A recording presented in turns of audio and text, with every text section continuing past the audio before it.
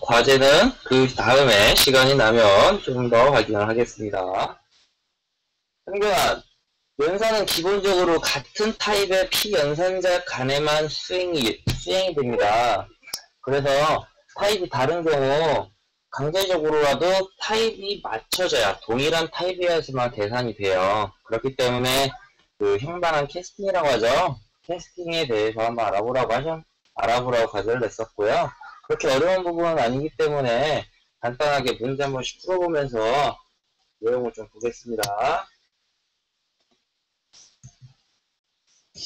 다음과 같이 그 문제가 있는데요. 여기에 대한 결과값, 리절트 값이 어떻게 나올까요?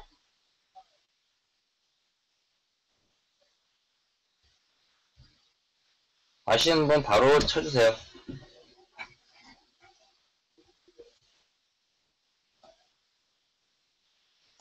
여기서 과제를 계속 진행할 건데 이클리스 돌리기 금지입니다.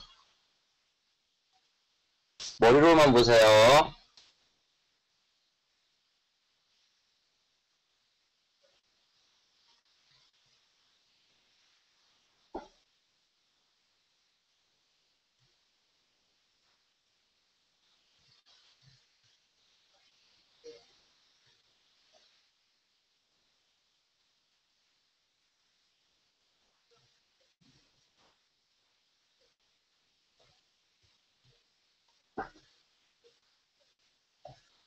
쉬운 문제상 바로 보겠습니다. 인티저형이죠. 인티저 밸류 10하고 더블형 밸류 5.5를 더하는 연산입니다. 리절트가 지금 더블형이에요. 그럴 경우에 형이 다를 경우에 어떻게 된다? 자동 연산을 합니다. 자동 캐스팅을 해요. 그렇기 때문에 인티저 10과 더블형인 5.5가 더해지는데 여기서 리절트는 마찬가지로 더블형이기 때문에 15.5로 출력이 됩니다. 근데 여기서 생각을 하셔야 되는 게 인티저형이 지금 10이라고 나와 있잖아요. 이 10이 인티저형이 아니라 연산에 들어갈 때에는 지금 인티저 밸류 이 값 자체도 더블형으로 형 변환이 이루어진 다음에 계산이 되는 겁니다. 그렇기 때문에 바로 전화면에서 보셨죠? P 연산자끼리 각 타입은 동일해야지만 연산이 된다는 거, 그 기준은 항상 충족하고 있어요. 그건 항상 아셔야 되고요.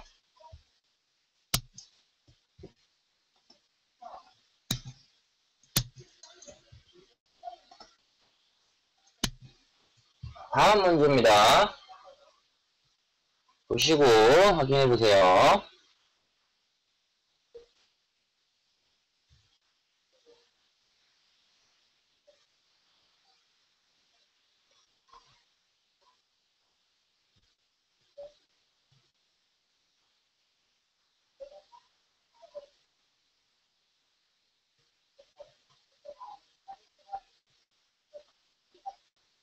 네, 바로 나오죠. 그 형변화는 마찬가지로 인티저 타입과 더블형을 더하고 있는데요. 지금 리절트형이 아까의 더블형이 아니라 인티저형입니다. 인티저형이기 때문에 해당 형은 인티저형에 맞춰서 계산이 되게 되는데요. 인티저형 밸류값과 더블형인 밸류값을 강제적으로 캐스팅 인티저로 해줘서 10 더하기 5가 되는 겁니다. 그래서 15라는 값이 나오게 되죠. 더블형하고 인티저형은 그 타입의 크기가 틀리기 때문에 더블형의 남은 자릿수는 모두 다 버리게 되고요. 인티저형에 맞춰서 계산이 되기 때문에 실수의 자리는 버려지고 계산이 되게 됩니다. 여기까지 이해 안 되시는 분 안 계시죠?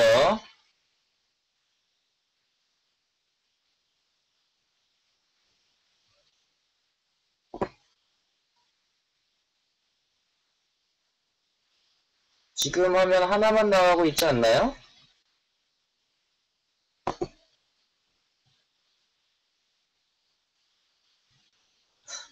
뭘 한 개를 보여달라는 거죠?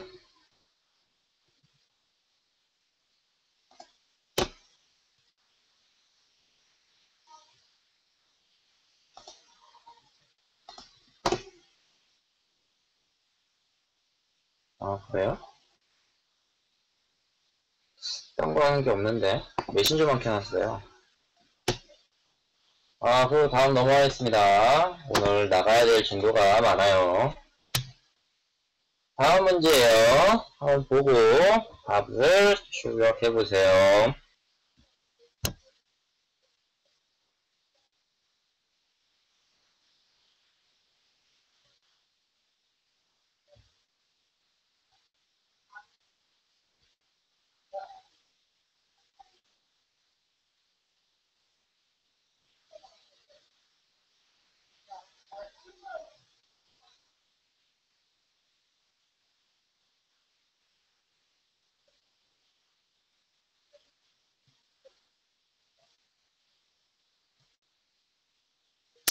네, 설명드릴게요. 바이트 타입이죠. 바이트 타입 비교하고 6이라는 숫자가 들어왔어요. 6을 지금 6이라는 숫자를 바이트 타입에 넣을 수 있죠. 바이트 타입은 127부터 마이너스 128까지 크기가 있기 때문에 6이라는 숫자가 충분히 들어가죠. 그 다음에 바이트 타입에다가 지금 요 연산자 모르신 분은 안 계시겠죠. 그 8이라는 숫자를 바이트에 더해준다는 뜻입니다. 그래서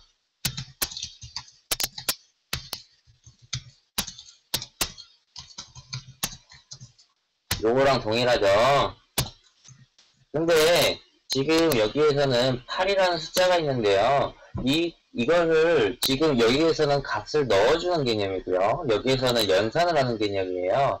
연산을 하는 개념에서 8이라는 숫자는 인티저형으로 기본적으로 시스템에서 이해를 하고 있습니다. 그렇기 때문에 지금 다르게 표현은 안 되어 있지만 8이라는 숫자는 인티저로 표현이 되어 있는 겁니다. 그래서 인티저 8과 바이트 6을 더해주는 연산이고요. 그 합은 정주원님이 잘 맞춰줬는데 14가 나옵니다. 그 이유는 지금 또 더하기 플러스 2 지금 산술 연산자가 자동적으로 그 인티저 타입으로 바이트 타입을 자동으로 바꿔서 연산을 해서 출력을 해주기 때문에 14라는 값이 나올 수가 있는 겁니다. 그래서 여기에는 지금 정확하게 이제 화면에서 나오진 않지만 시스템을 이해할 때는 강제적 캐스팅까지 처리를 하고 처리가 되었기 때문에 14라는 값이 나올 수 있었던 거고요. 아까랑 거의 같은 문제입니다. 같은 문제인데 해당은 어떻게 나올까요?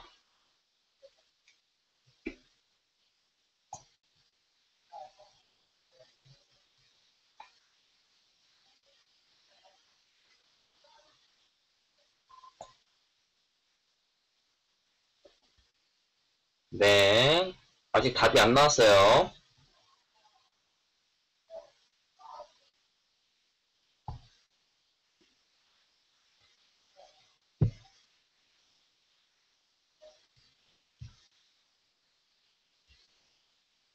설명을 드릴게요. 아까랑 비슷해요. 바이트에다가 6이란 값을 넣었고요. 지금 아까랑 다른 점이 있죠. 아까 같은 경우에는 산술연 산자가 이렇게 되어 있었죠. 근데 지금 같은 경우에는 따로 나와 있습니다. 그죠? 여기서 다른 게 아까 위에서 제가 설명을 드렸듯이 이런 형태이긴 하지만 엄연하게 이런 방식과 요 방식은 다른 겁니다. 시스템이 이해할 때는 방식이 달라요. 그래서 같은 P 연산자끼리 계산을 할 경우에는 동일하게 이해를 하지만 시스템에서 이렇게 나눠서 볼 경우에는 전혀 다르게 이해를 합니다. 지금 같은 경우 시스템을 이해할 때는 바이트형에다가 인티저형을 넣고 있는 거예요. 그렇게 되면 어떻게 되죠? 지금 같은 경우에는 저희가 강제적인 그 캐스팅 작업을 전혀 안 해줬기 때문에 그냥 더하기 연산에서는 시스템에서도 자동 연산을 하지 않습니다. 그렇기 때문에 지금 같은 경우에는 인티저 7을 바이트 B에 넣는 작업이기 때문에 다음과 같은 경우에는 오류가 발생을 하게 됩니다.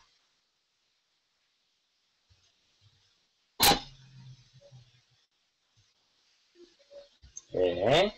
여기까지 이해가 안 되시는 분 계신가요? 여기까지 이해하시면 그 캐스팅 관련된 부분은 대부분 다 이해가 되실 거예요. 네, 말씀하세요.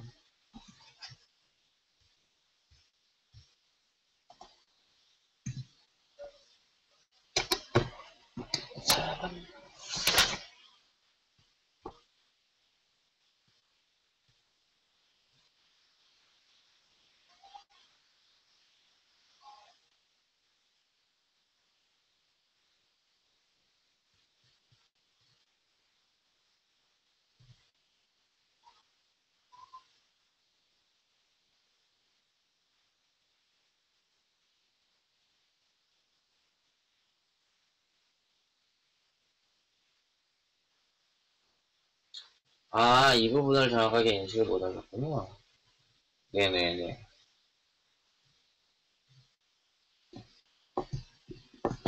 제가 말씀드린 것처럼 보시면 요 연산은 요거랑 동일한 연산을 수행하는 겁니다.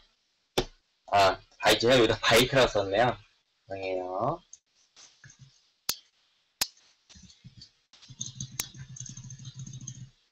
아, 제가 요걸 실수를 해놔서 색깔 잘못 이해를 하셨구나.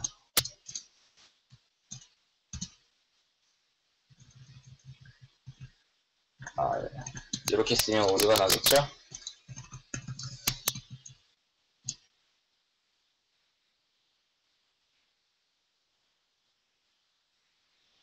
네네네, 맞습니다. 이게 맞는 지금 제가 아까 잘못 코딩을 써놨네요.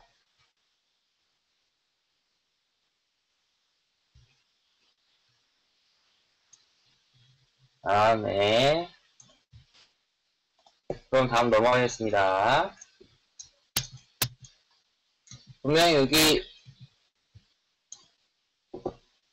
요 연산하고 요 연산은 연산 방법은 같지만 시스템이 이해할 때는 방식은 다르다고 말씀드렸었어요. 다음 문제예요.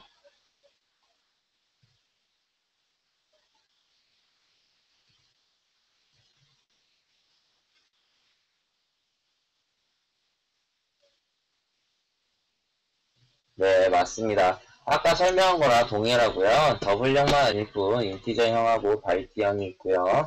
자동으로 캐스팅이 되어서 지금 같은 경우에는 자동으로 캐스팅이 돼서 인티저로 계산이 된 겁니다. 그래갖고 지금 바이트 i라고 되어 있지만 바이트 i지만 여기에 들어와서 연산될 때는 인티저로 자동으로 캐스팅이 된 다음에 시스템에서 연산을 수행해서 15006이라는 값이 나오게 되는 겁니다.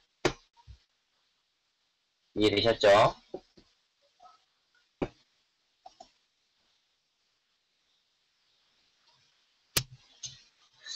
원래 저번주에 이제 변수나 이런 부분을 다 설명을 해드리고 좀 관리를 냈어야 되는데 그 부분 안 해드려갖고 우선 기본적인 부분이라 한 번씩은 짚고 넘어가도록 하겠습니다. 변수는 기본형으로 프리미티브 타입형이 있어요. 8개가 있고요. 정수형으로 해서 바이트, 차형이라고도 하고 캐릭터형이라고도 해요. 그리고 short, integer, long, float, double, boolean 이렇게 있고요. 값의 종류에 따라서 정수형, 실수형, 논리형으로 나눠집니다. 그리고 바이트형은 기본값이 0이고요. 지금 보시면 바이트이기 때문에 비트로 계산하실 때는 8비트씩 곱하시면 되시는 건 아시죠? 거기에서 그 영역까지 알고 싶으시면 이거 자료 찾아보시면 금방 나오니까 한번 찾아보시고요. 대부분 이제 메모리 크기 기준으로 보기 때문에 크기만 좀 어느 정도 생각을 해보시면 될 것 같아요. 그래서 아까 같은 경우에서 바이트형하고 인티저랑 더하는 그 산술 연산을 했었죠. 산술 연산할 때는 바이트형이 작고 인티저형이 크기 때문에 4바이트죠. 그렇기 때문에 바이트형이 자동으로 4바이트형, 인티저형으로 바뀌어서 연산이 수행된 겁니다. 마찬가지로 바이트랑 더블이랑 연산을 할 경우에는 자동으로 8바이트, 가장 큰 그 연산이 수행되고 있는 피연산자 중에서 가장 큰 값을 기준으로 모든 나머지 연산자가 그 값 기준으로 바뀌어서 연산이 수행됩니다. 그렇기 때문에 이 메모리 크기를 기준으로 잘 보셔야 되고요. 왜냐하면 이 메모리 크기에 따라서 잘못된 연산을 할 경우에서 시스템에서 데이터를 정확하게 뽑으셔야 되는데 못 뽑는 경우가 생길 수 있기 때문에 메모리 크기나 이런 부분을 정확하게 보셔야 되고요. 대부분 실수형 같은 경우에는 그 지금 더블형 같이 플로트나 더블형으로 그렇게 나타내고 있습니다. 실수형 나타내실 때 이렇게 표현한다는 거 이해하시고요. 만약 진행되다가 이해 안 되시는 분이 있으면 그때 바로바로 알려주세요. 그리고 참조형 리퍼런스 타입이라고 있는데요. 이 부분은 이따 그 클래스 부분을 이제 다음 주에 진행을 할 건데 클래스 부분 진행할 때 그때 한 번 더 말씀을 드릴 겁니다. 근데 지금 우선 간단하게 간단하게만 그냥 한번 보세요. 8개를 기본형을 제외한 나머지입니다. 그래서 아까 프리미티브 기본형을 제외한 나머지 형이고요. 객체의 주소를 저장하고요. 참조형 변수는 널 또는 객체의 주소를 4바이트 크기로 해서 이렇게 값을 갖고 있습니다. 이렇게 시스템에서는 그 참조형 변수의 주소 값을 갖고 있는 거고요. 그럴 경우에 만약에 참조형 변수가 널을 갖고 있다고 하면 어떠한 값도 갖고 있지 않는 겁니다. 그래서 객체도 참조하지 않고 있다는 것. 그러니까 아무것도 갖고 있지 않다는 뜻을 나타내고 있는 겁니다. 일반적으로 그 자바 프로그램을 할 때는 변수나 네이밍에서 약간의 명령 규칙이 있습니다. 이 규칙은 좀 지켜주시는 게 좋고요. 이 부분이 지켜지지가 않으면 시스템적으로 오류가 발생을 합니다. 그렇기 때문에 꼭 확인을 해주셔야 되고요. 배서 문자가 구별이 됩니다. 그리고 길이엔 제한이 없어요. 예하거 사용할 수 없어요. 예하거, 프리미티브, 인티저, 불린 이런 것 같은 경우에는 변수 타입하고 동일하기 때문에 시스템에서 혼돈을 줄 수 있는 그런 명령 같은 경우에 사용을 할 수 없습니다. 그리고 그 변수는 숫자로 시작을 할 수 없고요. 특수 문자는 언더라인과 달러 표시 두 가지만 사용이 가능합니다. 두 번째로는 그 프로그램을 개발하실 때 권고사항이에요. 개발자들끼리 이렇게는 좀 쓰자. 넌 너대로 쓰고 난 나대로 쓰면 내가 보기에 너무 힘들다. 그래서 권고사항으로 정해놓은 게 있어요. 클래스 이름은 첫 글자는 항상 대문자로 시작을 하자. 그리고 변수나 메소드의 이름의 첫 글자는 항상 소문자로 쓰자. 그리고 단어 결합 시에는 결합되는 단어를 대문자로 시작하거나 밑줄을 이용합니다. 그렇게 해서 단어와 단어를 이렇게 붙일 경우에는 쉽게 이해할 수 있도록 그 단어와 처음 붙는 첫 글자는 대문자로 쓰거나 언더라인으로 구별을 좀 주는 겁니다. 그리고 상수의 이름은 모두 대문자로 표현을 합니다. 상수의 이름은 나중에 후에 좀 지나가면 나오겠지만 그 상수를 표시를 하고 그 내역은 전체는 다 대문자로 표시를 하고 사용을 하게 됩니다. 그래갖고 상수는 시스템에서 고정적으로 사용을 하겠다고 하는 거기 때문에 그 대문자로 표현을 하고 있습니다.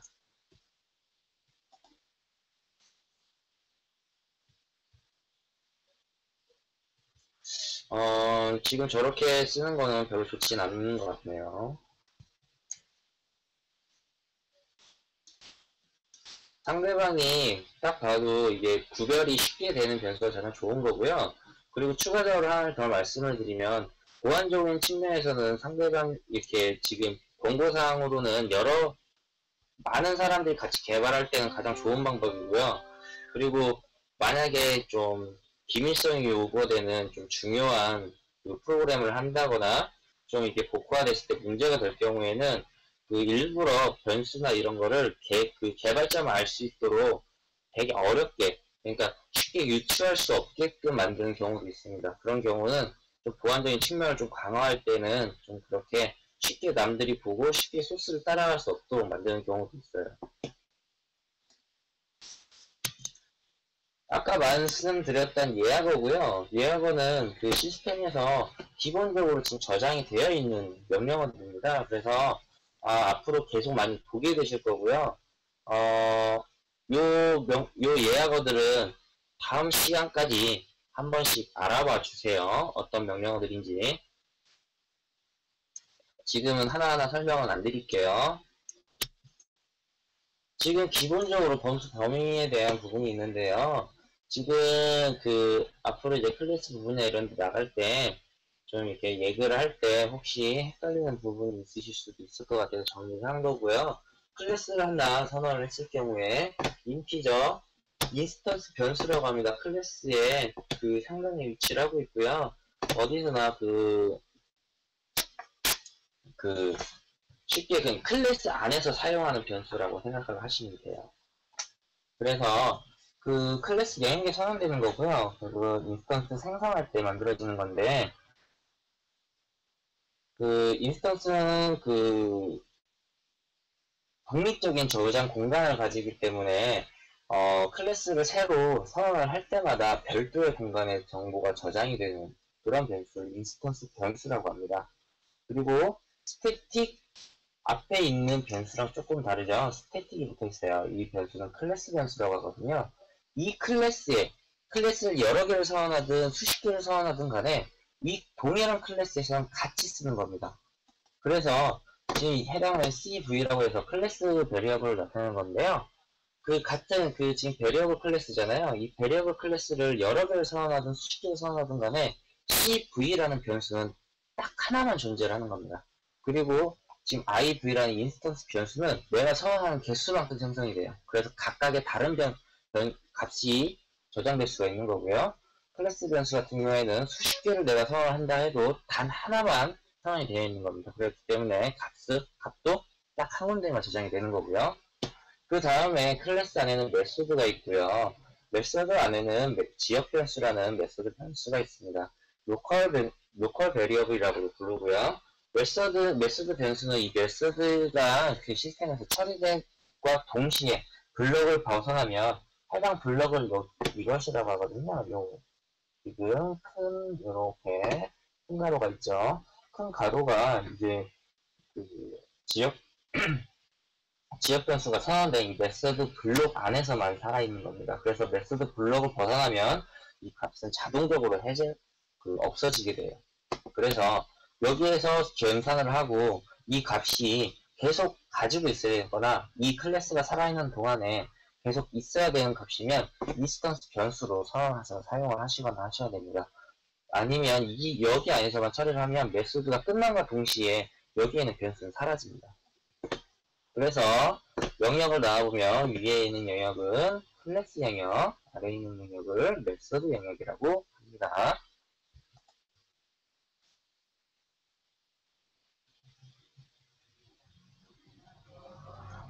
이해되셨죠?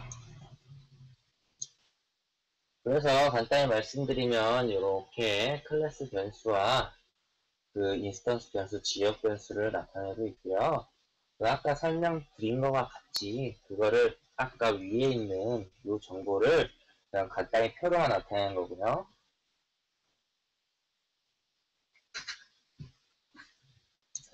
인스턴스가 생성된다는 거는 클래스를 구현을 하고 내가 최초 선언을 할 경우 선언할 때 인스턴스가 올라간다고 합니다. 그래갖고 그런 개념이고요. 뒤에 넘어갈수록 좀 더 자세한 설명이 있으니까 설명을 하도록 하겠습니다. 그 다음 연산자고요. 연산자는 단항 연산자, 산술, 비교, 논리, 기타 연산자로 이렇게 구성이 되어 있어요.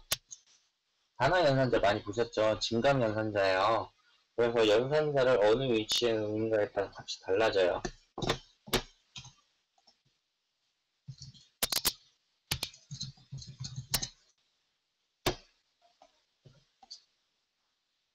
연산자를 처리할 때 인티저 a라는 값을 1이라고 놓고 a를 플러스 했을 때의 경우와 플러스 a를 했을 때의 경우가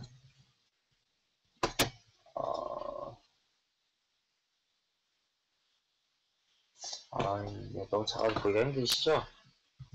메모장 쓰려고 했더니.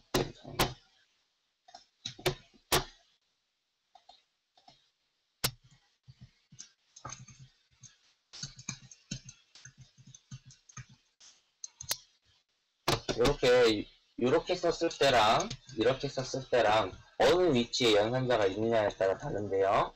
해당 연산자는 A가 앞에 있고, 그 연산자가 뒤에 있을 경우에는, 이 프로세스가 지금 커서가 그 시스템이 읽는다고 생각을 하시면 돼요.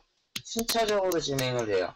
그렇기 때문에 A는 처음에 여기까지 있을 경우에는 여기까지는 1이에요. 그리고 이게 끝났을 때 2로 바뀝니다. 그리고 프로스가 앞에 있는 그 중간 연산자가 앞에 있을 경우에는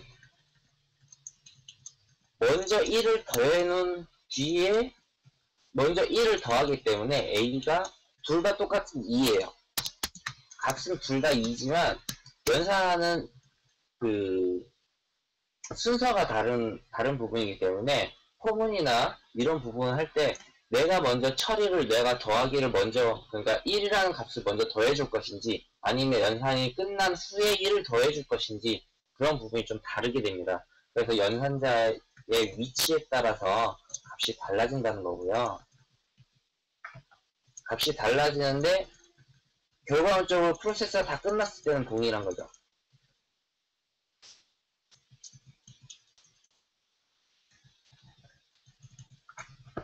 그리고 부호 연산자는 P 연산자의 보호를 변경하는 데 사용을 하고요. 불린형, 캐릭터형 제외가 돼요.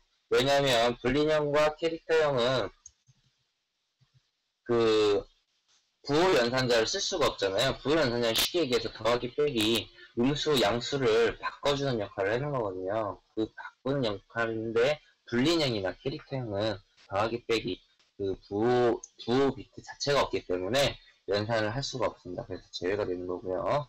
비트 연산자는 정수형과 캐릭터형만 사용이 가능하고요. 그 P 연산자를 이진수로 표현을 했을 때 정수형도 다 이진수로 표현이 가능한 거 아시죠? 캐릭터형도 문자형을 이진수로 표현을 하고 있는 겁니다. 마찬가지로 그 이진수로 표현이 되기 때문에 지금 BT 연산자를 쓸 경우에 지금 이진수로 표현된 값을 정반대로 바꾸는 역할을 하게 됩니다. 그래서 만약에 정수형을 그 BT 연산을 하게 되면 맨 앞자리에 있는 부호 비트 자체가 그 반대로 또 바뀌어버리기 때문에 그렇기 때문에 마이너스로 바뀌게 됩니다. 하나 예를 들어서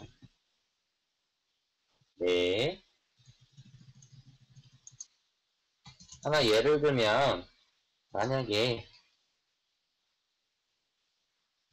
127이라는 연산을 하려면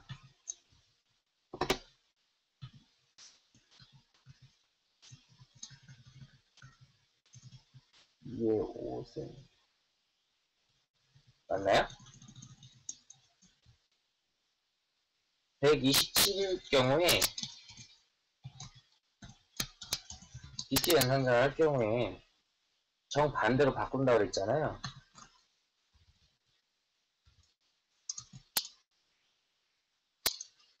바뀌면서 해당 연산자는 마이너스 128이 되는 겁니다.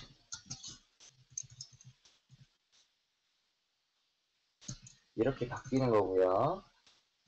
이렇게 지금 그 0이 1로 1이 0으로 바뀌기 때문에 부호가 반대로 바뀌는 거예요.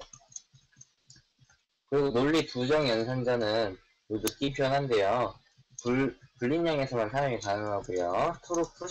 true에서 펄스에서 true형으로 바뀌는데 사용을 하게 됩니다. 사칙 연산자고요. 사칙 연산자는 많이 보신 것처럼 더하기 빼기 곱하기 나누기 연산자로 하고요. 여기서 포인트는 곱하기 나누기 나머지 연산자가 더하기 마이너스 연산자보다 우선순위가 높아요. 그 말뜻은 같이 연산이 묶였을 경우에 처리를 곱하기부터 먼저 한다는 거예요. 그래서 많이 수학 시간이나 이럴 때 많이 배우셨던 거랑 동일합니다. 그거랑 동일하고요. 그래서 시스템에서도 곱하기, 나누기, 나머지 연산을 먼저 한다는 거 아시았으면 좋겠고요. 또 나머지 연산자고요. 네, 맞습니다. 못 올렸어요. 나머지 값을 돌려주는 연산자고요. 해당 값에 나머지를 보여주기 때문에 그 값에 짝수인지 홀수인지 만약에 2로 나눈다고 하면 이렇게 사용을 하겠죠. 하면 만약에 이렇게 하면 1이라는 값이 나올 텐데 1이 나오면 홀수라는 값도 찾을 수가 있겠죠. 만약에 배수 검사를 하고 싶다. 그렇다면 내가 얘가 10의 배수인지 5의 배수인지를 알고 싶으면 만약에 내가 3의 배수라고 하면 1이 나오니까 3의 배수는 아니겠죠. 근데 만약에 내가 얘를 5를 놨다 그러면 10은 5의 배수죠. 나머지를 해도 나머지가 0이기 때문에 배수를 찾을 수가 있는 겁니다. 그래서 나머지 연산자고요.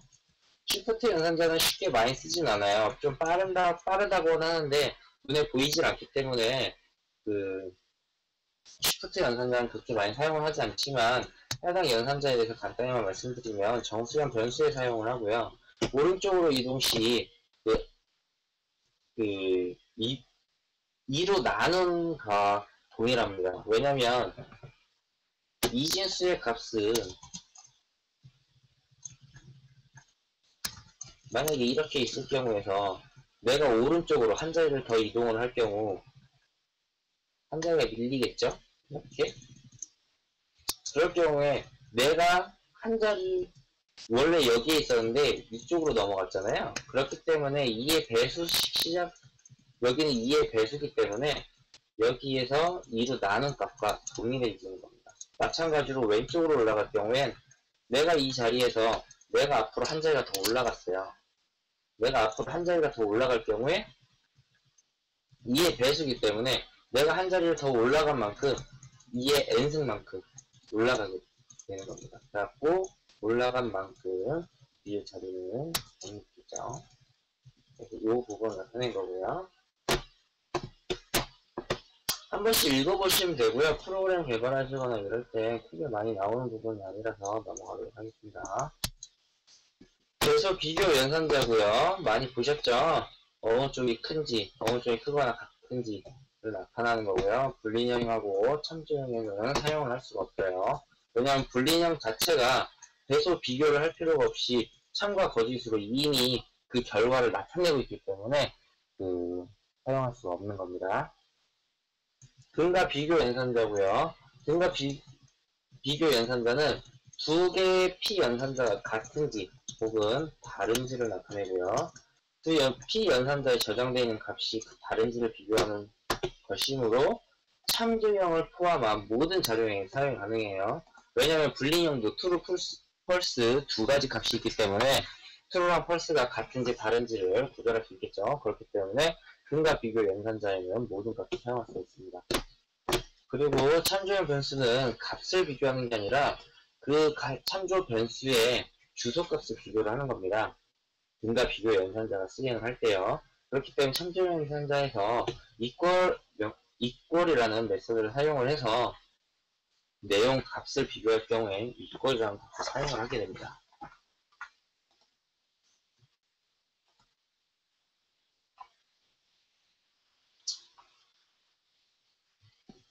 다음으로는 논리 연산자인데요. 논리 연산자는 비트 연산자라고 되어 있는데요. 비트 연산자는 이렇게 되어 있는데요. 혹시 비트 연산자에 대해서 아시는 분 계신가요?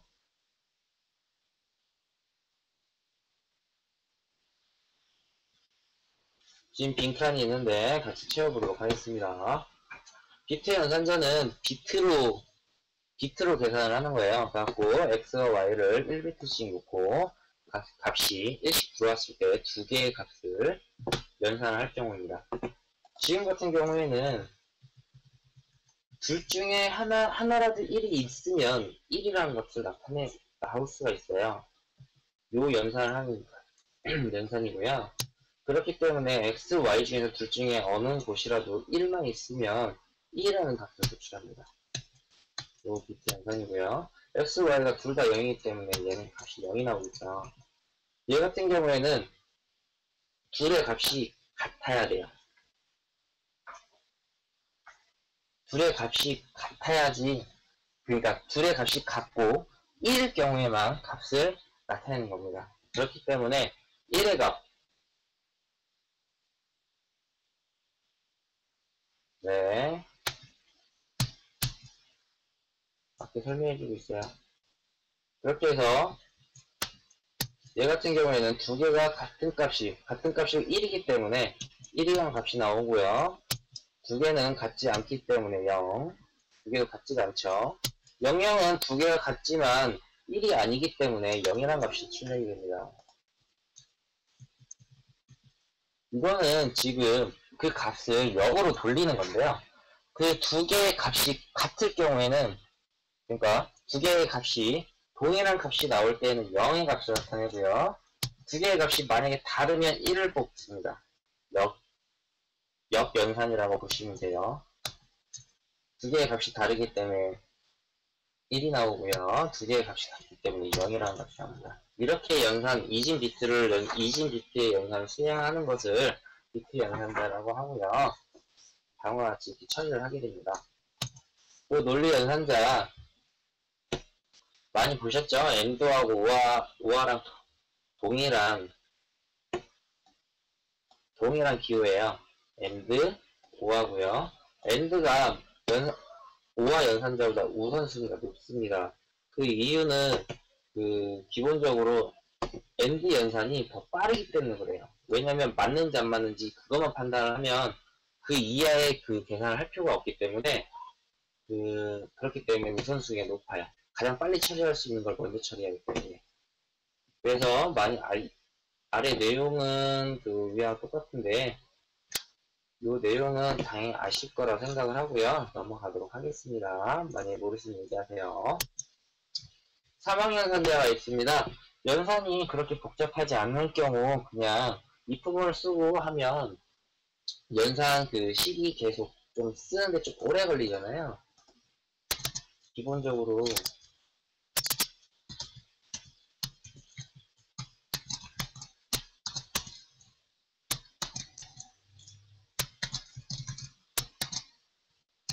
이런 구문을 갖게 되는데요. 이렇게 쓰는 것보다 이렇게 쓰면 어차피 이쪽에 참이 오고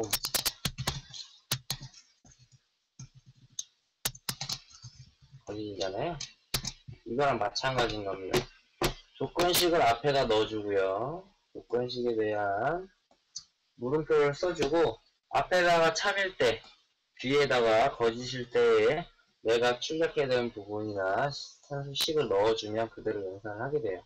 마찬가지로 이것도 중복이 가능해서 중간에 여기다가 조건식에 조건식을 넣을 수도 있는데요. 그렇게 하면 아마 쉽게 확인하시거나 나중에 디버깅 하실 때 좀 힘들기 때문에 그렇게 복잡할 땐 많이 사용을 안 하고요. 간단하게 한 줄로 표현할 수 있을 경우에 주로 사용을 하는 사망연산자입니다. 이 부분 많이 아시죠? 조건식 넣고 조건식 참을 때 사용하고 else문은 생략이 가능하고요. 이런 부분들은 대부분 아실 거라 생각하고 그냥 빠르게 넘어갈게요.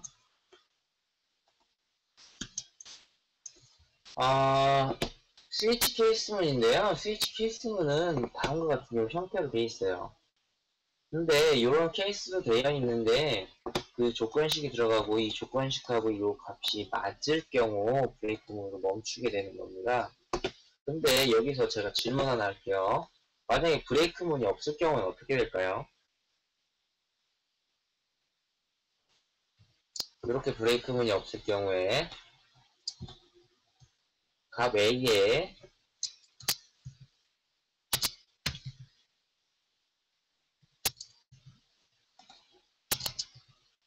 이렇게 있을 경우 제가 이렇게 넣었다면 이렇게 되면 어떻게 될까요?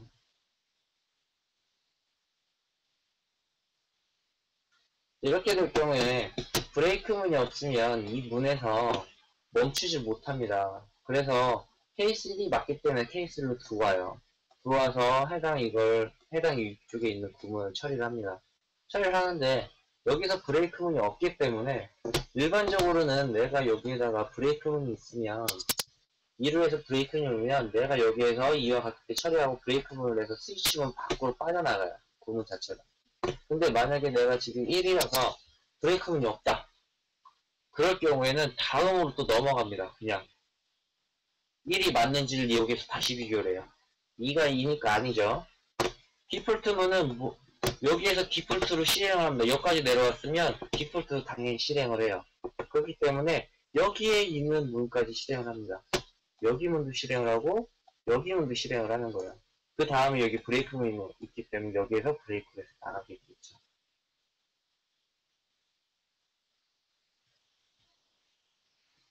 이런 형태로 진행이 됩니다. 만약에 그럼 제가 한 가지 더 디폴트 문이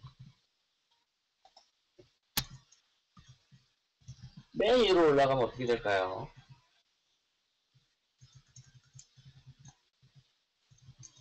디폴트 문이 맨 위로 올라갈 경우에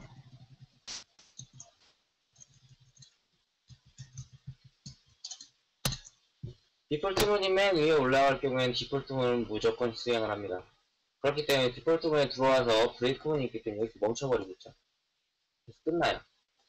그래서 디폴트 문은 맨 아래에 있어도 되고 맨 위에 있어도 되나 디폴트 문은 무조건 실행이기 때문에 조건문을 늘 넣을 필요가 없어요. 어떤 값이 들어가도 무조건 실행되기 때문에. 거기에 디폴트 문에서 브레이크 문이 있으면 이 아래에 있는 조건문들이 전혀 수행을 하지 않습니다. 그렇기 때문에 아무런 조건에 대한 케이스문의 효과를 전혀 쓸 수가 없는 거죠. 여기서 한 가지 더. 브레이크 문이 만약에 없다, 디폴트.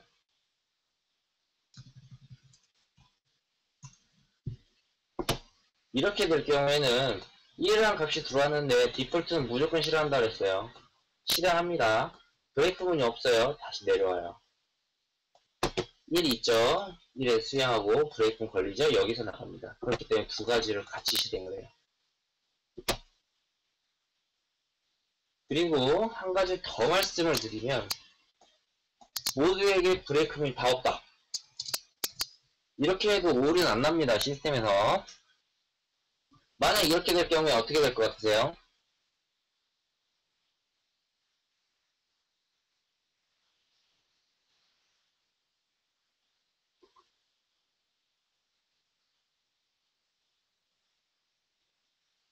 무한 루프는 아니고요. 여기 있는 구문을 다 실행해요. 우선 디폴트가 먼저 들어왔기 때문에 디폴트로 해서 디폴트 실행하고요. 1이죠. 1 맞으니까 실행하겠죠. 당연히. 그리고 2까지도 와서 검사를 해요. 근데 2는 안 맞죠. 그러니까 2에서 빠져나가겠죠. 근데 여기에 구문이 브레이크 문이 없다고 해서 계속 여기서 삥삥 도는 게 아니고요. 아래로 쭉 내려오면 끝나요.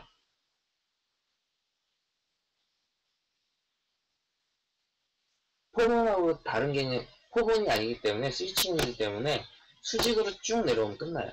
단지 제가 여기서 말씀드리는 것은 브레이크문이 있을 때랑 없을 때 그리고 디폴트가 어디에 위치함에 따라서 그 값이 바뀔 수 있기 때문에 제가 말씀을 드리는 거예요. 그래서 요런 부분들이 있다는 거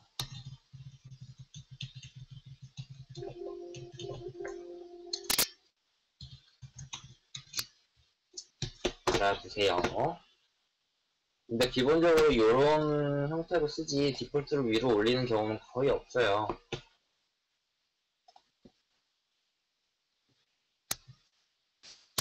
그래서 프로그램 개발할 때 가끔씩 문제가 생길 경우에 생기는 그런 부분들에서 말씀드린 거고요. 여기에 값도 원래는 여기에는 그 상수값 그러니까 그 상수값만 들어갈 수가 있었는데 그 자바 5.0부터는 스트링 값이나 인원 값도 같이 들어갈 수가 있게 바뀌었다고 그렇게 바뀌었어요. 그래서 그 지금 스트링 값으로도 비교 가능할 겁니다. 와일문 보셨죠? 와일문 그 조건식에 따라서 계속 보는 거고요. 만약에 여기다가 이렇게 되면 어떻게 될까요?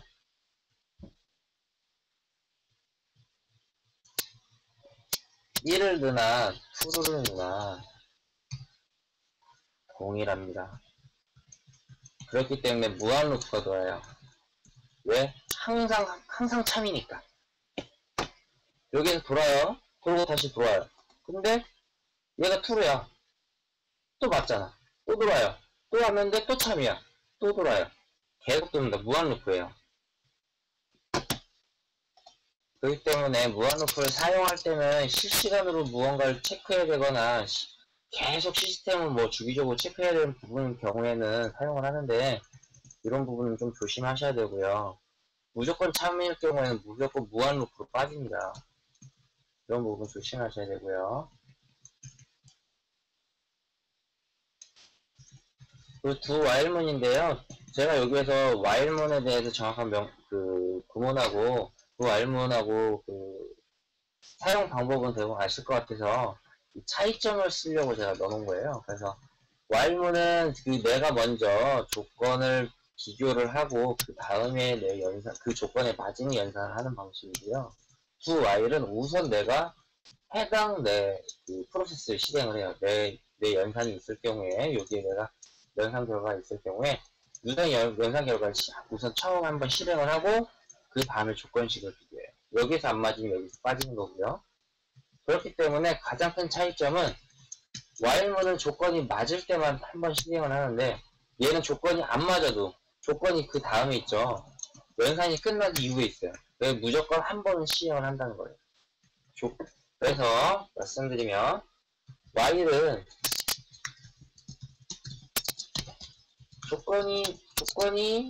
문이 안 맞으면 수행은 0번입니다. 근데 두 와일은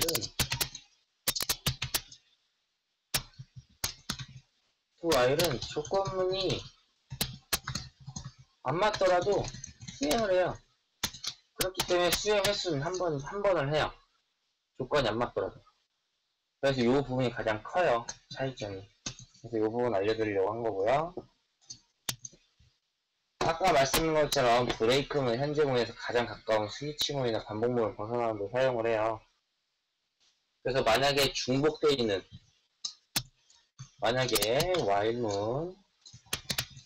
와일문 안에 제가 그냥 간략하게만 쓸게요.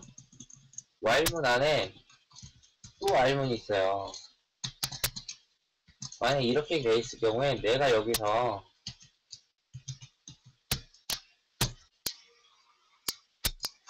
내가 브레이크를 걸어버리면요. 여기에서 빠져나와요. 그냥 요 와일문에 대한 부분을 내가 요 아래에다가 만약에 무언가를 구문을 체크를 해야 되는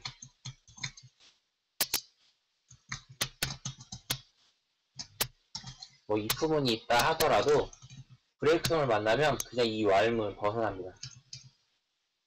요 와일문을 벗어나요. 그래서 다시 위로 올라가요. 그래서 여기에서 해당 구문에서 만약 구문 분기를 할 때 실행을 하면 안 된다. 그럼 브레이크문을 그 사이에 써주면 그 브레이크문을 만남과 동시에 이 와일문을 벗어납니다. 그래서 이 아래에 있는 프로세스를 수행하지 않아요.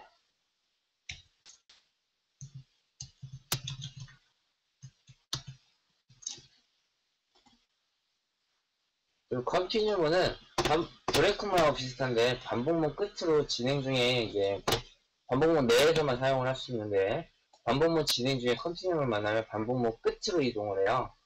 그래서 쉽게 얘기하면 아까는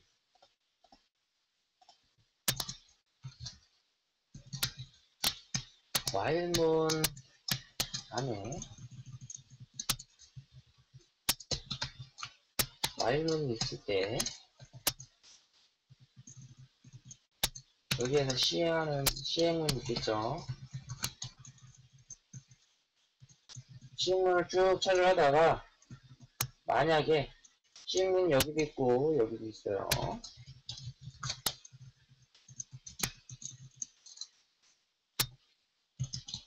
근데 만약에 이게 컨티뉴가 있으면 만나는 순간 이 아래의 걸 또 수행을 안 합니다. 안 하고 맨 끝으로 넘어와서 다음 구문으로 넘어가요. 그래서 요 부분으로 나와요.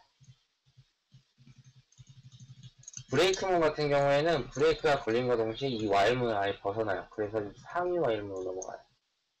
요 차이가 있어요.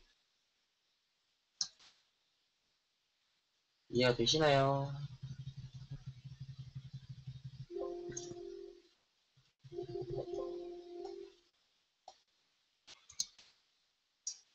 아, 너무 똑똑하셔갖고 다 이해를 하시니까 너무 좋네요.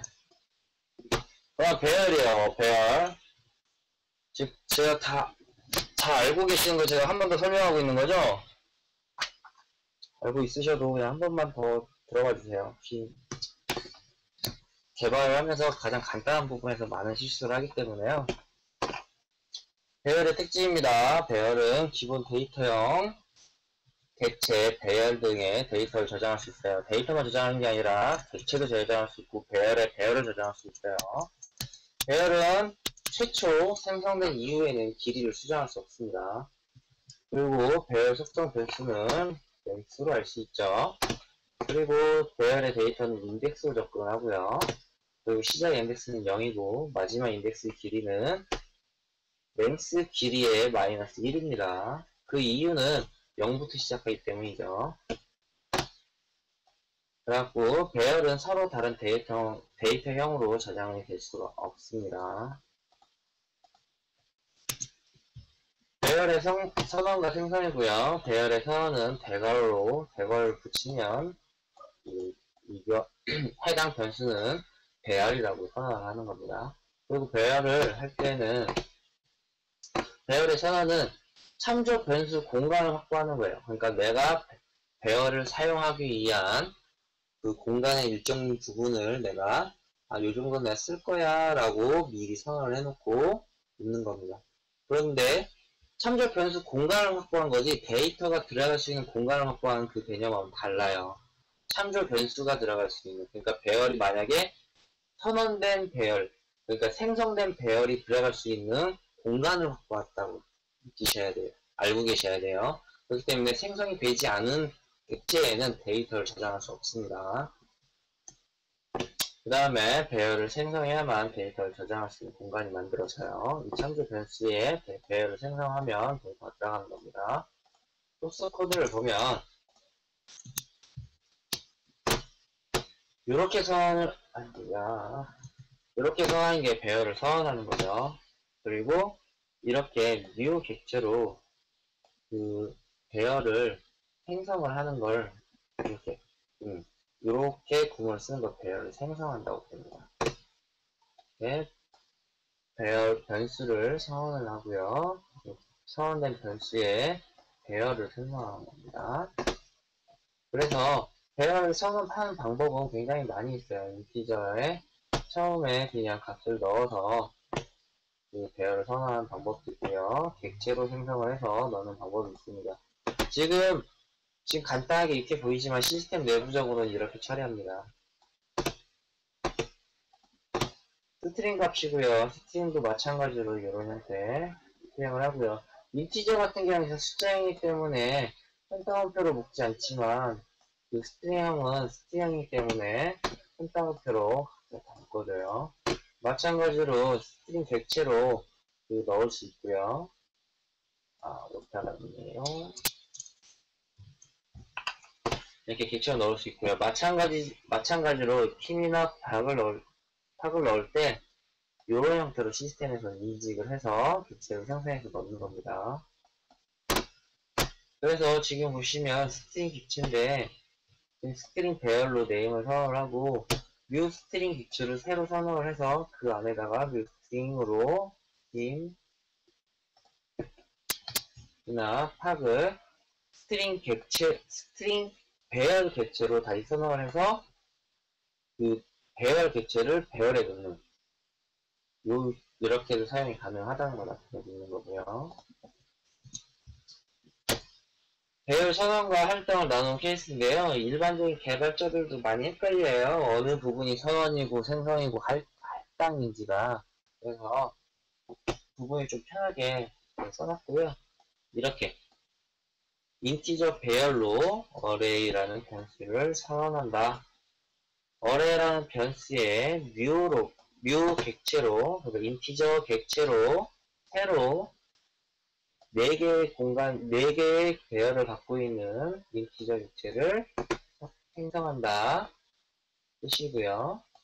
그리고 어레이, 그러니까 지금 어레이 지금 변수에 그 배열 변수에 0번째 주소에 4라는 값을 할당한다. 여기 1이겠죠. 1과 곱에 5라는 값을 할당한다는 뜻이고요.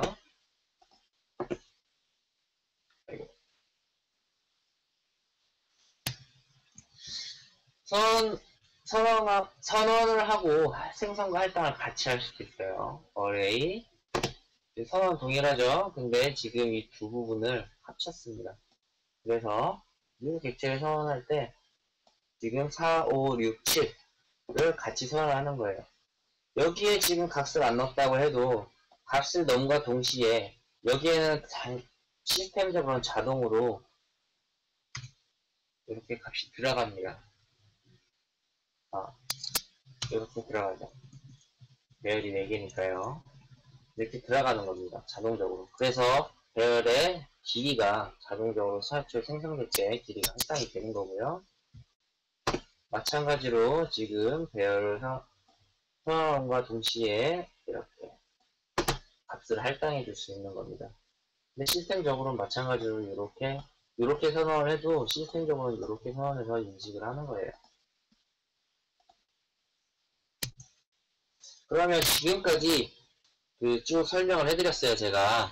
그래서 지금부터는 테스트 들어갑니다.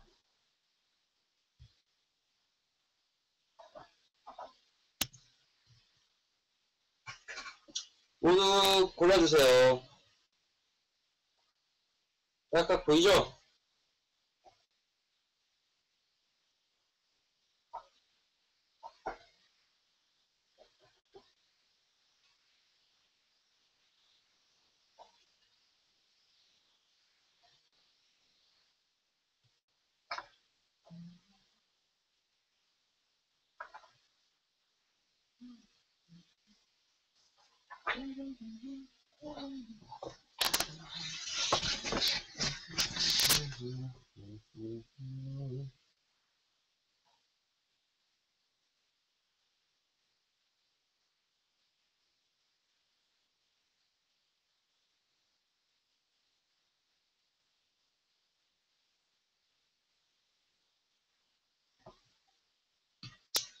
하나씩 보겠습니다.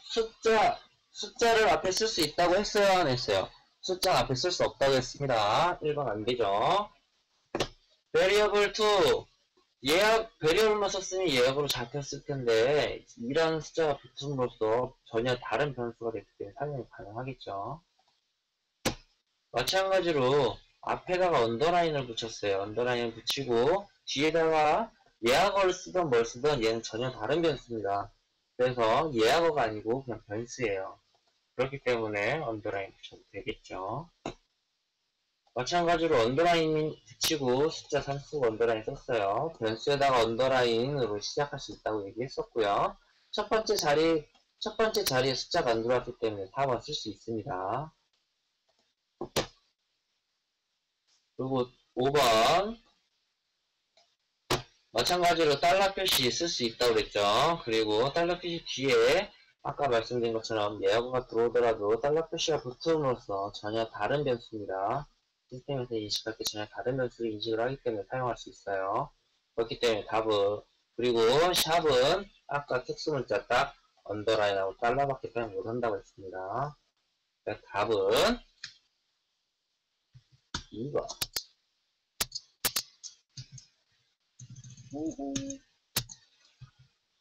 답은 2번, 3번, 4번, 5번 되겠습니다.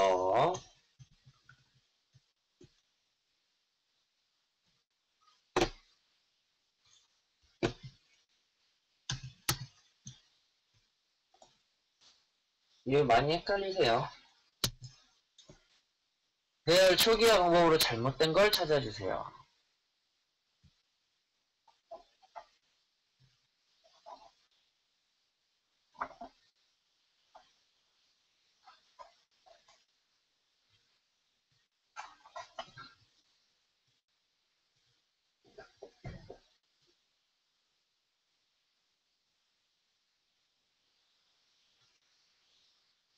아, 이벤트를 골라봐 주세요.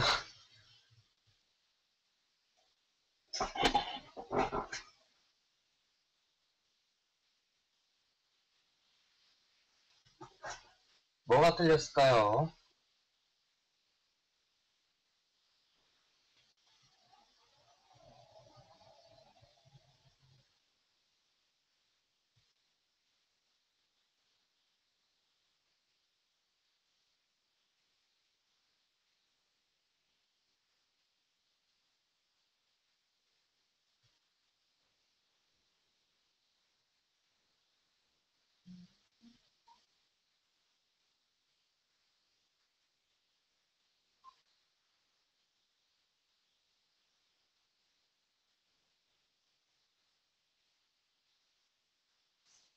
설명드릴게요. 아, 근데 왜 2번, 4번 이유가 뭐죠?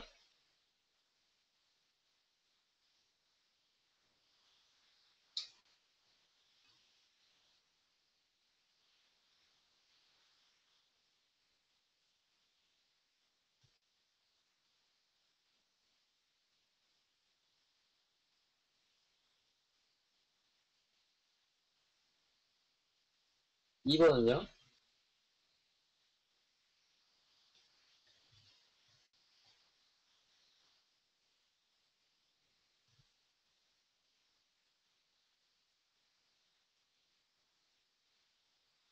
네, 여기에 정답이 1번입니다.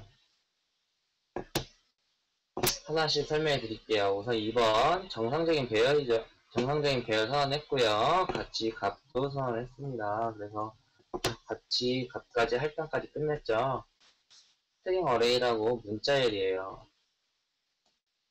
하나짜리, 그러니까 배열 한 개짜리 하나의 공간을 갖는 배열이 선언이 됐고요. 마찬가지로 new 스트링으로 스트링 문자열을 갖고 있는 개체를 생성해서 넣었습니다. 4번은 말씀을 드릴게요. 지금 대괄호잖아요. 대괄호의 위치는 어디든지 상관이 없습니다. 여기에 붙어 있어도 되고요. 여기에 붙어 있어도 되고요. 여기에 있어도 된다고 하더라고요. 근데 요거는 제가 테스트를 안 해봤는데 여기 있어도 됩니다. 그래서 대괄호의 위치는 변수 앞 뒤에 있어도 상관없고요. 최초 선언하는 타입의 선언이 돼 있어도 상관없습니다. 이렇게 같이 쓰는 건 안 돼요. 둘 중에 한 군데만 써야 돼요. 1번이 안 되는 이유를 아시는 분 계실까요?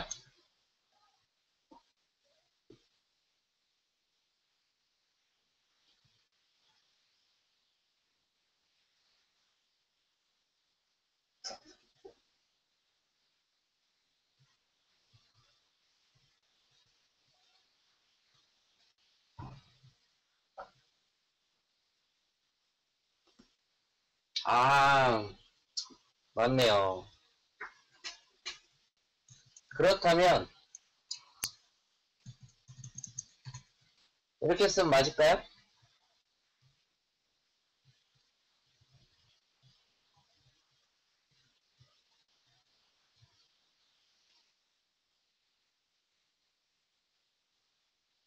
왜요?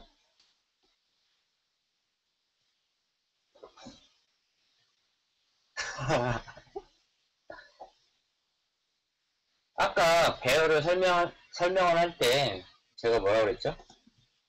가장 큰 특징 중에서 배열은 배열의 길이는 배열이 생성된 이후에는 수정할 수가 없습니다. 이게 왜 그거랑 같을까?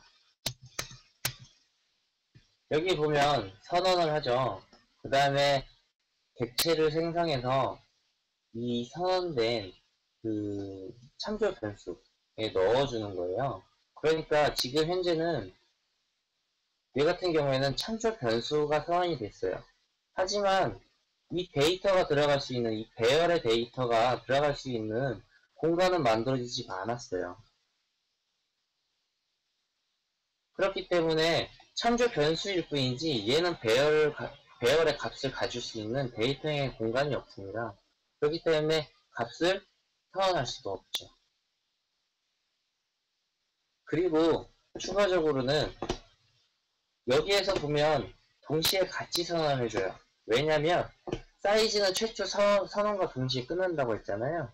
그렇기 때문에 지금 얘 같은 경우에는 여기에 스트링 1이 들어있는 겁니다. 자동으로. 근데 얘 같은 경우에는 지금 스트링 3으로 해서 사이즈를 알 수가 없어요. 사이즈가 이미 0이에요. 예.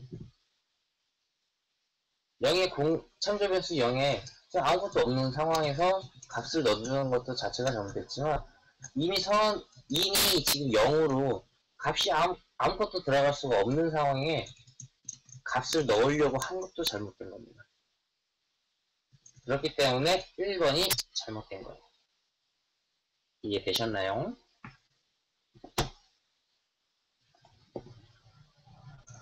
그럼 다음 넘어갈게요. 다음의 문제를 보고 맞는 답을 찾아보세요.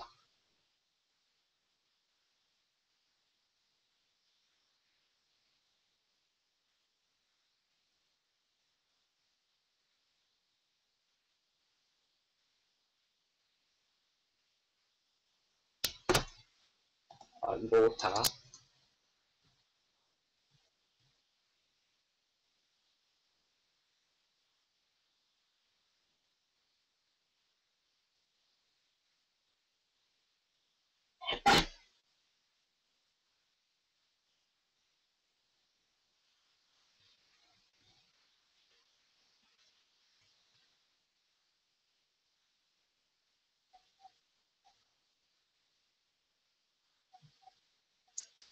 뭐 주워보세요.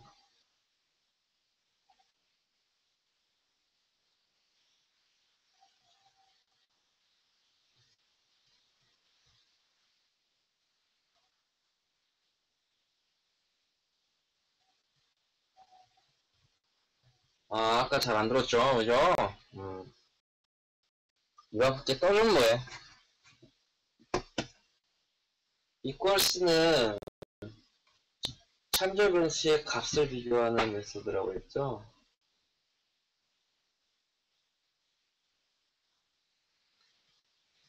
하나씩 보겠습니다. KK 값은 0, CC도 0, D는 새로운 객체를 만들어서 선언을 했어요. 근데 이걸 이해하기 좀 쉽게 그냥 유형을 좀 만들어 볼게요.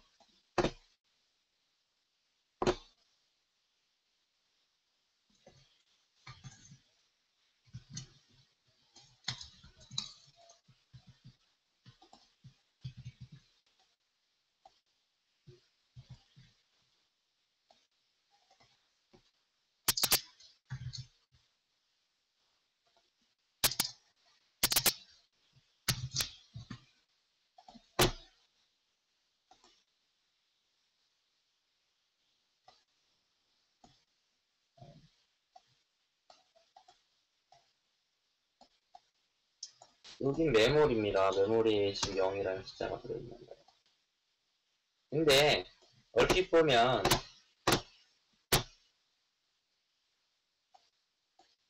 각각 KK도 0이 이렇게 만들어지고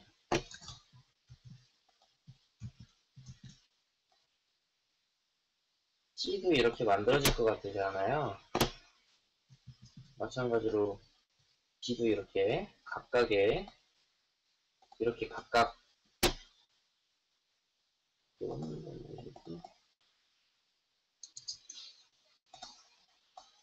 이렇게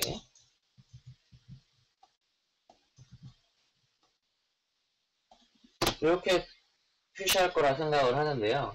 일반적으로 스트링 값은 값이 동일하면 같은 값을 봅니다. 그렇기 때문에 KK랑 CC는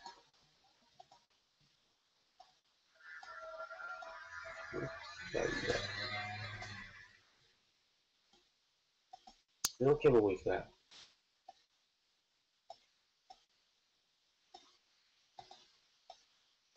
아, CC를 잘 못해서.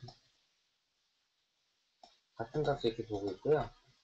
db는 새로운 객체를 생성했기 때문에 새로운 객체의 값이 0을 이렇게 보고 있는 상황입니다. 주소값으로만 보면 이렇게 지금 값을 보고 있어요. 이런 상황이거든요, 지금. 그러니까 여기서부터 볼까요? kk equal db래요. k0 이란 값과 db가 0이란 값이 같네요. 이걸 뭐라고 그랬죠? 주소값을 비교하는 게 아니라 값을 비교한다 그랬죠. 값이 둘 다 0이죠. 스트링 값이 0. 그렇기 때문에 맞아요. 그죠? kk는 dd랑 같다. 그러면 kk와 dd가 얘는 지금 서로 가리키는 점을 찾고 있거든요. 어떤 값인지를 지금 정확하게 보는 게 아니라. 근데 둘 다 한 명은 지금 참조 변수가 달라요. 새로운 객체를 생성했기 때문에. 그렇기 때문에 지금 그 바라보는 값이 다르고 있는 거죠. dd는.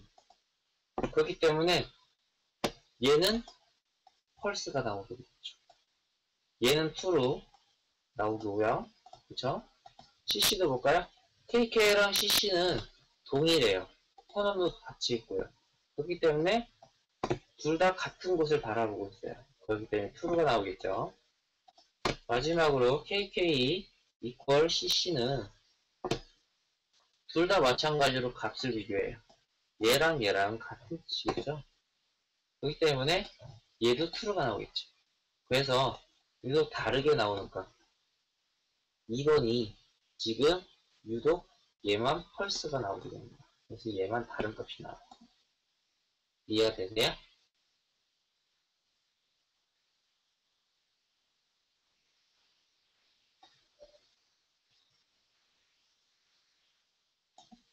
이 부분은 이따 이 다음 주에 클래스 부분 나갈 텐데 클래스 부분에서도 많이 헷갈릴 거거든요, 이 부분이.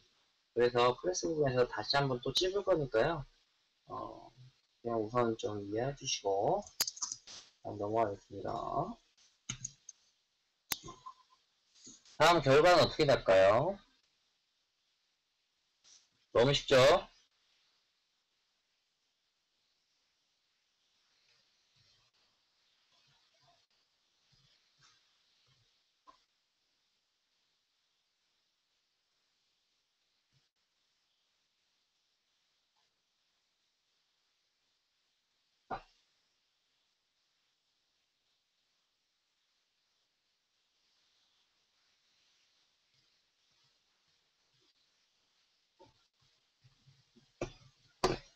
보시면 지금 선언을 했고요. 생성을 했어요. 대체로 5개 생성을 했지만 지금 아무런 값이 안 들어갔어요. 그러면 뉴 객체로 생성을 할 때 시스템에서는 자동적으로 각 변수에 맞는 초입 값을 자동적으로 대입을 해놓습니다. 그렇기 때문에 지금 5개의 배열 안에는 0이라는 숫자가 다 들어있어요. 그렇기 때문에 지금 어레이 0번째에 있는 그 배열 변수 그 ARR에 0번째에 있는 값은 0이 나와요. 숫자 0. 자동 초기화가 된다는 것을 물어보는 문제였어요.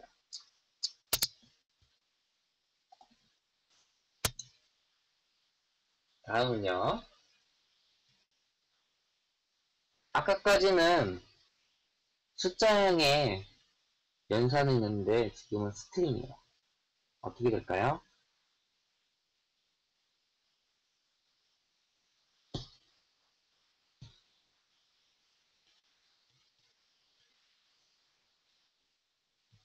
출력문으로 딱 나왔을 때 값을 써주세요.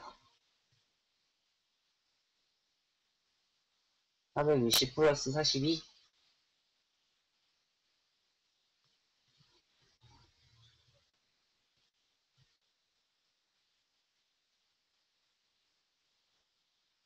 설명을 드릴게요.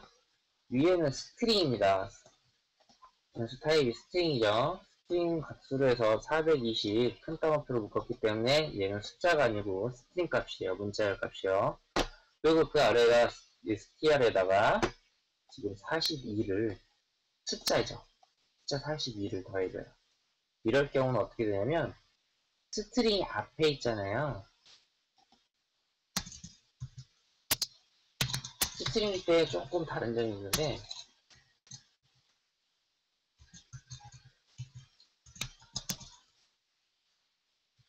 이렇게 되면 얘가 자동으로 이렇게 돼요. 그래서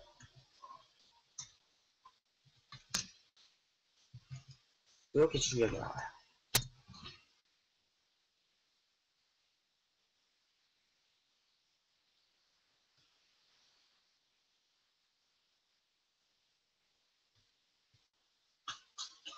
숫자형하고 문자열을 만약에 붙일 경우 어떻게 처리되는지에 대해서 알려드리려고 써놓은 거고요. 만약에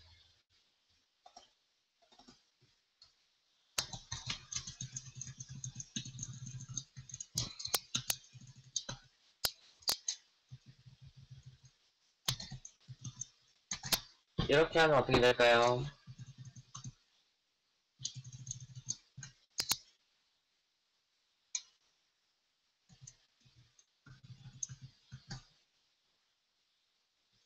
네, 맞습니다.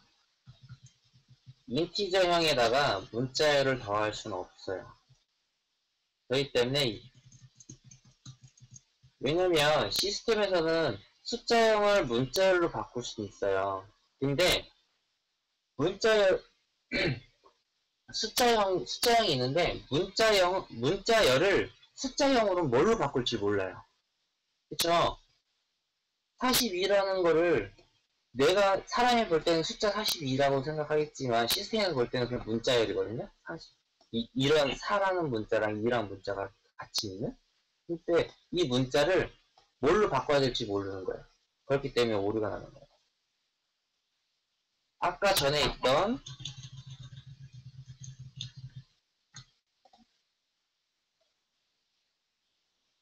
인티저, 그러니까 인티저형일 경우에는 스트링 값으로 쉽게 바꿀 수가 있잖아요. 왜냐면 42는 마찬가지로 그냥 문자열로만 바꿔주면 되니까.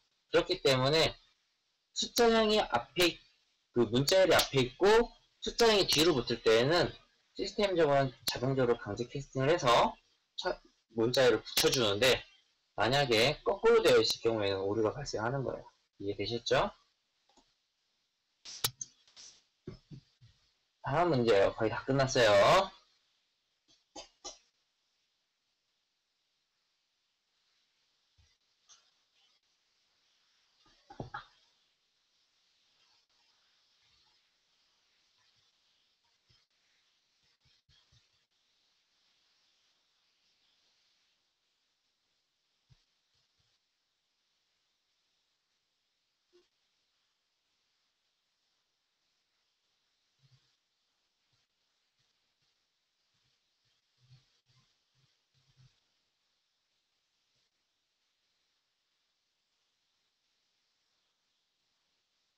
답 아직 안 나오셨어요?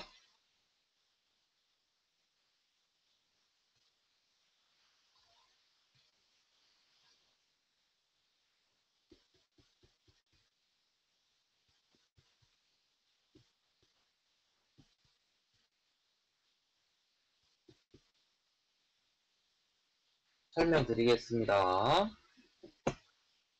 포문이죠. 반복문이에요. 여기에서 주의해봐야 될 건 브레이크문이 있다는 거죠. if문에 있어요. 지금 한 줄로 이렇게 써있을 경우에는 if문에서 구문이 맞을 경우 무조건 브레이크문을 수행한다는 겁니다. i가 3이면 무조건 브레이크문을 수행해요. i가 지금 0부터 수행이 들어갈 거예요. 0부터 10보다 작을 때까지 계속 상승합니다. 0 처음에 0이라는 값이 들어가 있죠. i가. 그 다음에 여기를 0이 들어오고 비교를 해보니 0이 아니에요. 그죠? 그 다음에 맞지 않으니까 다시 올라갑니다. 맞지 않으니까 얘가 0으로 들어와서 처리를 하고 그 다음에 i를 1을 올려주는 거예요. 그렇기 때문에 그 다음 1이 되겠죠. 그래서 그 다음은 1이 들어오는 거죠. 1에서 1로 하니까 또 안 맞아요. 그 다음, 그래서 다시 1이 상승을 하겠죠. 그래서 이 다음에는 2가 들어올 겁니다. 2가 들어왔어요. 들어왔는데, 안 맞죠? 다시 1이 올라갑니다. 3이죠. 그러면 지금 i가 3으로 들어왔어요. 맞죠? 브레이크는 걸렸어요. 근데 지금 브레이크는 걸리면 걸림과 동시에 빠져나온다 그랬잖아요. 걸림과 동시에 내가 있는 반복문을 벗어나요. 그렇기 때문에 i가 3일 때 밖으로 나오게 되는 거예요. 그래서 그 반복문에서 브레이크문으로 빠져나오기 때문에 i는 3에서 프린트인으로 나오게 됩니다.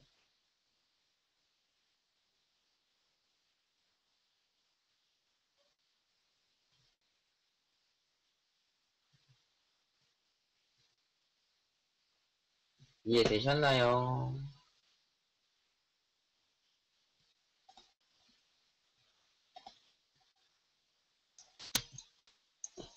다음 주 과제입니다. 클래스가 뭔지. 일단 클래스의 가장 큰 특징이 추상화, 캡슐화, 상속성, 다형성이 있어요. 그 뜻이 뭐고 어떻게 뜻이 뭔지까지만 알아보시면 되고, 공부를 좀 더 하실 분은 해당 내역이 자바 프로그램 안에서 어떻게 사용이 되는지까지 한번 알아봐 주시면 좋을 것 같고요. 그 자바에서는 접근 제한자라는 게 있어요. 접근 제한자가 있는데 해당 접근 제한자가 굉장히 중요한 부분을 차지하기 때문에 접근 제한자도 4개, 5개가 있습니다. 그거를 찾아서 각각의 종류하고 그 접근 제한자마다 범위를 알아봐 주세요. 공부를 하고 있으면 다음 주에 클래스 부분을 나가도록 하겠습니다. 이상으로 오늘 강의는 끝나도록 하겠습니다.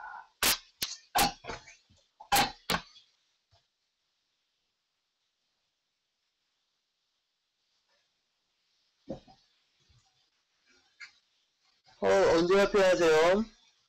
제가 월화수는 지금 교육받고 있는 게 있어서 밤 10시